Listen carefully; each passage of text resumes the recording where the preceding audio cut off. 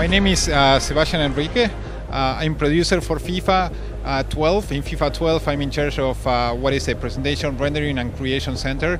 I am from Argentina, so the rival of you, but I work with Giliar Lopez, that is a Brazilian from Niterói, that he's like a software engineer with us.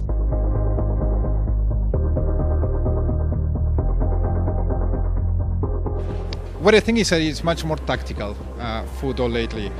We have seen in the Copa America, so how Brazil and Argentina did, that we play against like Venezuela, Bolivia, that traditionally those are teams that they don't do well or in the past, but now they improve a lot and they play more like a solid team, more tactical team. So it's more a tactical game where they try to exploit the errors of the opposition. And for the football that we like to see of our teams, Argentina and Brazil, that is more like passing the ball around and making nice plays and making risks. We are suffering from that because we are based more on individualities and the passing game, but it's what I think is that it became more tactical, and by being more tactical, part of the tactics is like doing a lot of pressure. But I don't think it's more aggressive per se. It's just more tactical. And the player impact engine for us is not adding like aggressiveness to the game, but it's a collision system that improves the animations of our game. Because now instead of, for example, if I have an arm and I collide the arm with the chest, last year the arm was crossing the chest.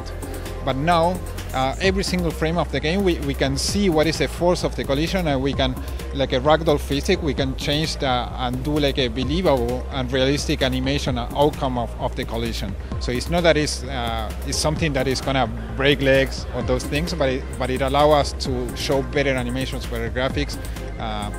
And the other thing is new is a tactical defending, because we were talking about tactics as well. Tactical defending is one of the new features that we did. Before, when defending, you were just holding a button and the players were rushing towards the ball. So there was no skill, no thinking on that. So we changed the mechanic. Now when you hold the button, what it's going to do is more containing the player. If you're the attacking player, I'm going to keep a distance of you. With the left stick, you can see how far or how close you want to be, and then you can commit to a tackle. So it gives you more skill and changes the pace of the game. So it's more like the attacker has more position, and the defender needs to really think how he wants to defend and when to commit for the tackle.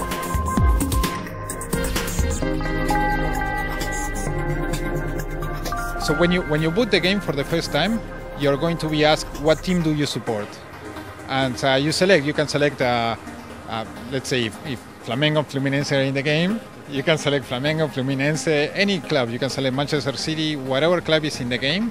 Whatever activity you do when you're playing FIFA, you need to be connected. But even if you're playing like a kickoff game, if you're playing career mode, if you're playing online, if you're playing clubs, everything you do contributes towards this thing, towards the club that you're supporting. And every week, it's computed like it's like a tournament. You're playing a tournament, there is a champion. What is the team that is the best supported team in FIFA with all the activities? So the activity is probably you contribute 10 points because you started the game, but you contribute 100 points because you became the league champion. And it's a really nice thing because everything you do in FIFA contributes towards that. It's not the only component of Football Club. In Football Club you can see all your friends' activity as well of how are they contributing towards this. And you also have challenges. So imagine so recently Real Madrid played with Barcelona. It was 3-2 for Barcelona. And imagine that game was on a Sunday. Maybe on Tuesday or Wednesday you're going to see like a new scenario mode, a new challenge that will say, for example, a comeback of Real Madrid for Barcelona. So you have to play for Real Madrid, you start playing at the 68 minutes and you need to do a comeback. So you will have content online that is going to be based on real life. Every time in the game is going to be pushed these things. So you have something new all the time. No, it's really amazing, and it keeps people like happy and engaged and having something new to play.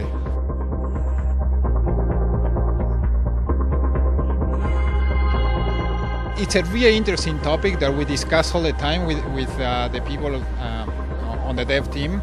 That is how we make all these special games feel special. For Brazil and Argentina, I can tell you first on the presentation side, you were talking about the atmosphere of the games. It's something that every year we try to do things a little bit. And if you play, for example, a home game with a Brazilian team, and then you compare with the crowd with the home English team, you will see that the crowd behaves differently. So the animations are different. So you say how Brazilians celebrate the goal is more like the jumping, and the English is more like a yeah. So you see those different animations, and you see different dressing. So you won't ever see like scarves on a Brazilian crowd. Why? It's impossible. And you will see scarves on an English crowd. In a Brazilian crowd, you will see flags, but in England, it's not that common. So we make those differences in the crowd. We have sounds. So what we do, we record sounds from games all over the world. Like we went to Brazil to record like how it sounds like a stadium, and we take those samples and we put those when you're playing with a Brazilian team, so you hear those sounds. So we try to do all that atmosphere, and it's a lot of home and away as well in FIFA. So it's a big home crowd and a small away crowd. But then when it comes to gameplay itself, to the AI, how to make like an Argentina-Brazil feel differently than a Brazil-Venezuela, I don't think that we are far to try to make that same feeling. So the feeling of more like the emotion, the mental state of the players. I think we're gonna achieve that eventually. We're gonna get there. We're gonna get there.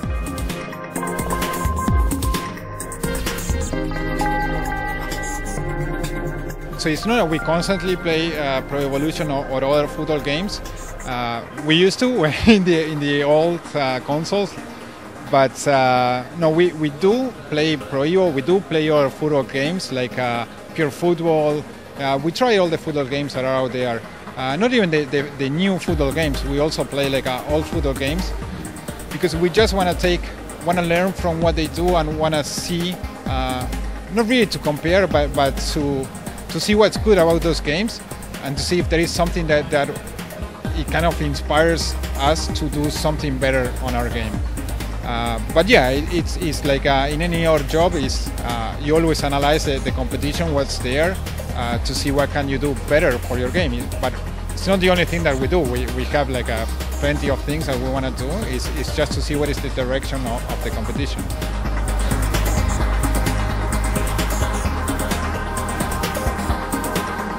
I guess I wouldn't say anything that is new. So you can see what was a past story. So I won't be lying if I say that Pro Evo was perceived to be a better game on the PS2 era, which I kind of agree, even though I work on FIFA 6 and 7 for PS2. And in this generation of consoles, I think we are a step forward.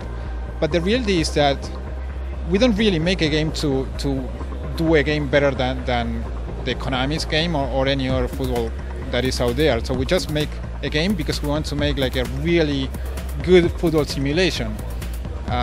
That's what drives us. So it's not that because Konami might be better on this, on the other, or any other football game, we want to get there. No. So we just want to. We look out of games, but we concentrate on FIFA because we want to make like the best football game every single time.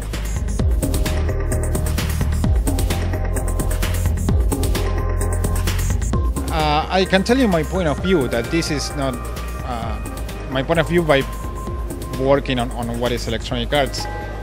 But what I think is that a big important step that we did was working on so we knew that the AI engine, the artificial intelligence engine that we had on the old consoles was something that was was kind of dead, was done. So what we did was, okay, let's start from scratch. What is our vision for gameplay? What is our vision for AI? And we started working from scratch, like in a completely new AI engine.